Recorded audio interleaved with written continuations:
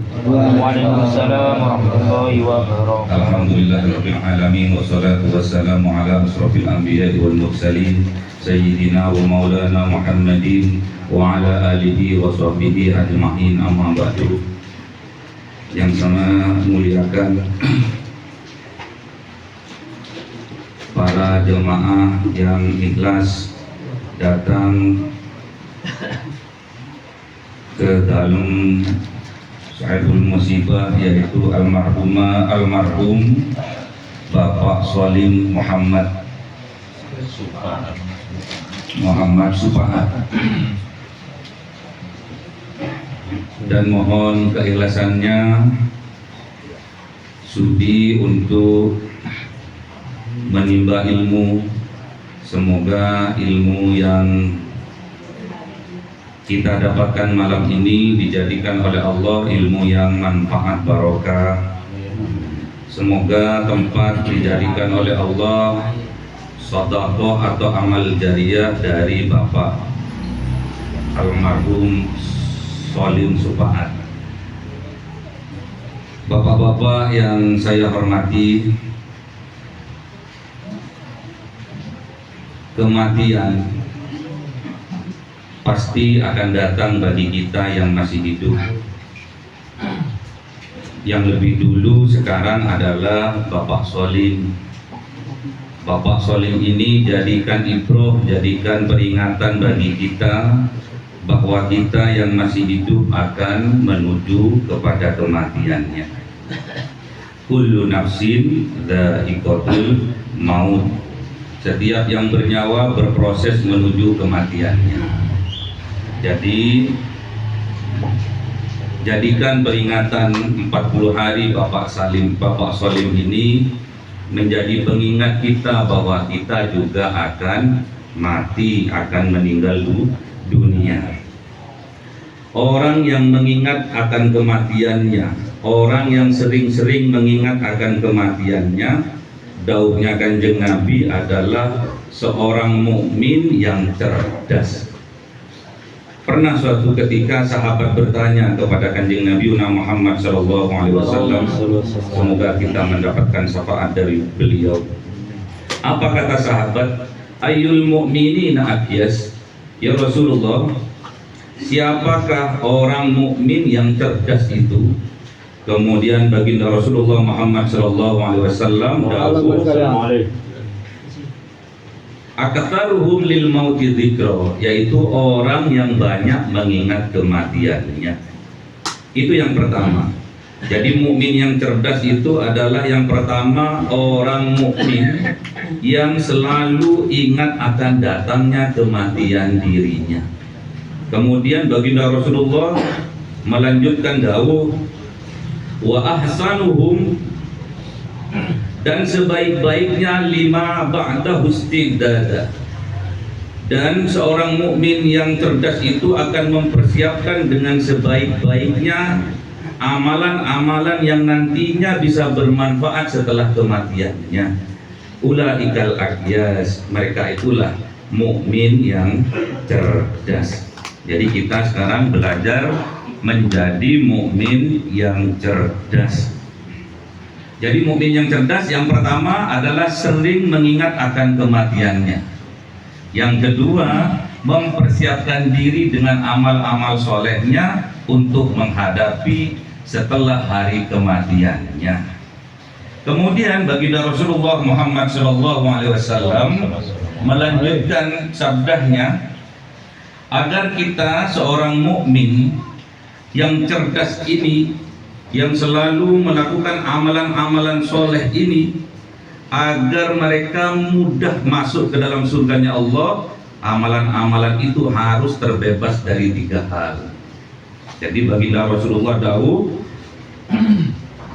siapa orang yang terputus antara ruh dan jasadnya, kemudian ia terlepas dari 3 hal, maka ia dijamin oleh Allah dakhalal jannah.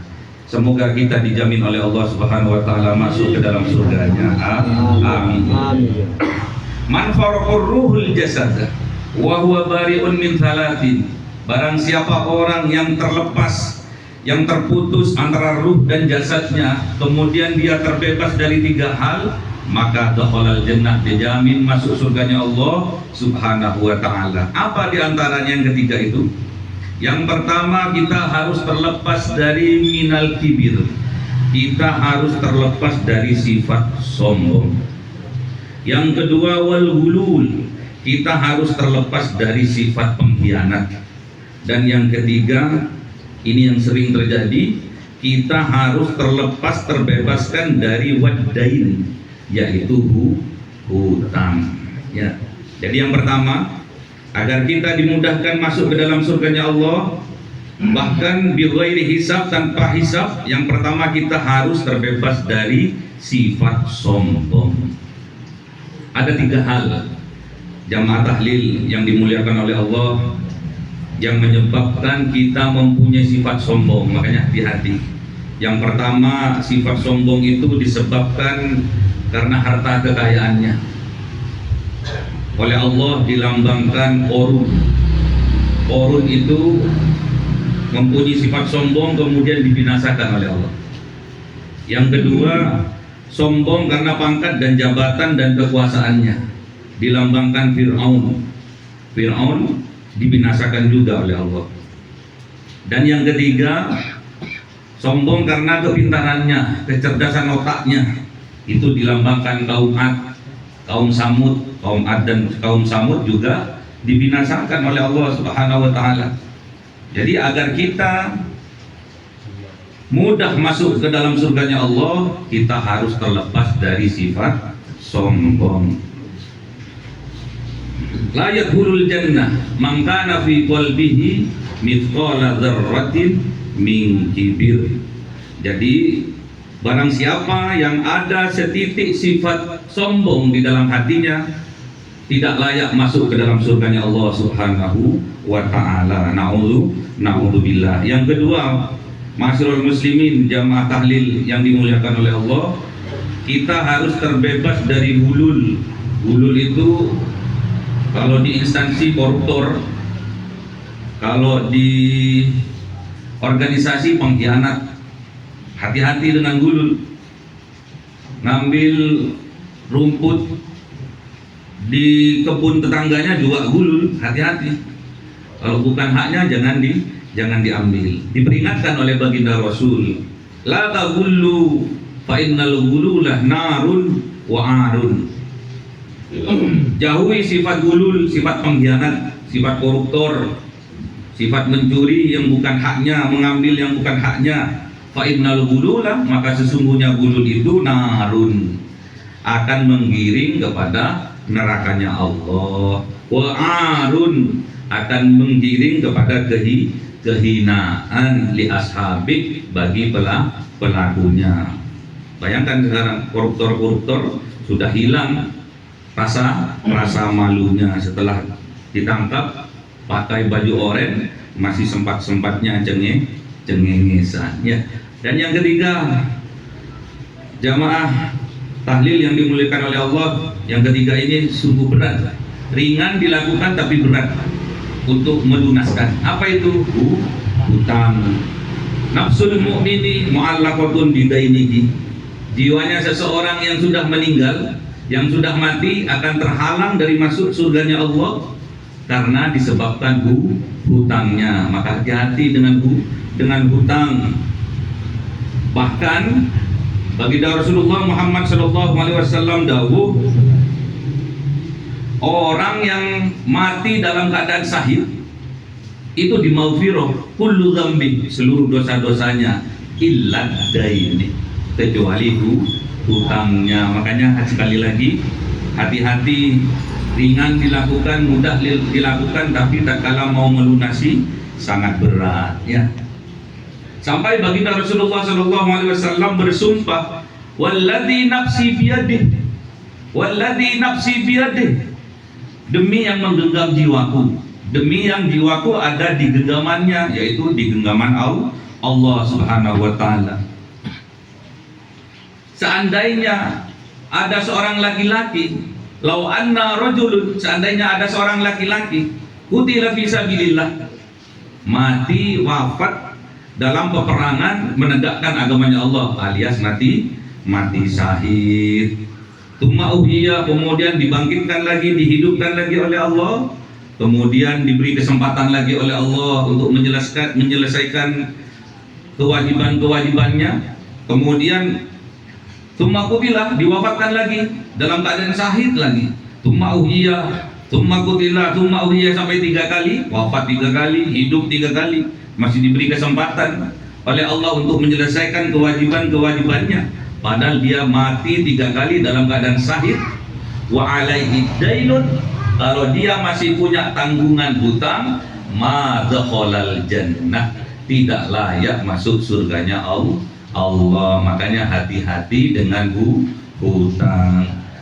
Jadi persiapkan diri kita menjadi orang yang cerdas, mukmin yang cerdas. Yang pertama dengan mengingat-ingat kematian kita, bahwa diri kita juga akan mati. Dan yang kedua, kita harus mempersiapkan amalan-amalan soleh kita setelah dibuat bekal setelah hari kematian kita. Namun ingat, amalan-amalan soleh kita harus terbebas dari 3 hal. Yang pertama, harus terbebas dari sifat sombong. Yang kedua, harus terbebas dari sifat pengkhianat. Dan yang ketiga, harus terbebas dari hutang. Semoga kita oleh Allah Subhanahu wa taala diberi kemampuan untuk terlepas dari ketiga-tiganya, terlepas dari sifat sombong, terlepas dari jiwa pengkhianat, dan terlepas dari hutang. Semoga ilmu yang disampaikan menjadi ilmu yang manfaat. Semoga tempat majelis ini, tempat dalamnya almarhum Bapak Solim ini dijadikan oleh Allah tempat yang barokah, menjadikan sedekah jariyah bagi almarhum. Dan semoga keluarga yang ditinggalkan oleh almarhum menjadi keluarga yang sabar, anak-anaknya dijadikan oleh Allah anak yang solehah. Lahul Fatihah. A'udzubillahi minasyaitonirrajim. Bismillahirrahmanirrahim. Alhamdulillahirabbil alamin arrahmanirrahim maliki yaumiddin. Iyyaka na'budu wa iyyaka nasta'in. Ihdinas siratal mustaqim. Siratal ladzina an'amta 'alaihim ghairil maghdubi 'alaihim waladdallin. Amin. Bismillahirrahmanirrahim. Alhamdulillahirabbil alamin wassalatu wassalamu ala sayyidina Muhammadin nabiyil ummi wa ala alihi wa sahbihi ajma'in. Rabbi zidna ilma wa wasi' fil